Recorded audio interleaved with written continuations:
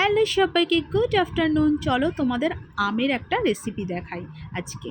আর এই দেখো, আমগুলো টুকরো টুকরো করে কেটে নিয়েছি আর আমের থেকে কিন্তু পাল্পটা পার করে নিয়েছি। আর এই দেখো, দুধ বসিয়ে দিয়েছি, এর মধ্যে একটু এলাচ গুঁড়ো করে দিয়ে দিয়েছি। আর এই দেখো, দুধটাকে কিন্তু ভালো করে ফোটাতে হবে। আর গোবিন্দভোগ চাল 3-4 ঘন্টা ভিজিয়ে রেখেছিলাম, তারপরে এটাকে মিক্সি করে নিয়েছি। আর মিক্সিটা কিন্তু পুরো মিহি করলে চলবে না, হালকা দানা দানা থাকতে হবে। তারপর ওই দুধের মধ্যে একটু একটু করে দিয়ে সেটাকে নাড়বো। দেখো, অনেকটা নেড়ে তারপরে সেই আমের পাল্পটা যেটা করে রেখেছিলাম সেটাকে এর মধ্যে দিয়ে দিয়েছি। দিয়ে কিন্তু হালকা হাতে নাড়তে থাকবো। দেখো, একদম পুরো মিশে গেছে জিনিসটা। তারপর ঠান্ডা হলে ডেকোরেশন করে দিয়েছি, এখানে একটু আর কিশমিশ দিয়েছি, আর এখানে একটু আমন্ড দিয়েছি, দিয়ে কিন্তু সোজা ফ্রিজে তুলে দিয়েছি। একটু ঠান্ডা ঠান্ডা হবে, খেতে কিন্তু খুব ভালো লাগবে। তোমরা কিন্তু একবার বানিয়ে দেখো, অবশ্যই ভালো লাগবে।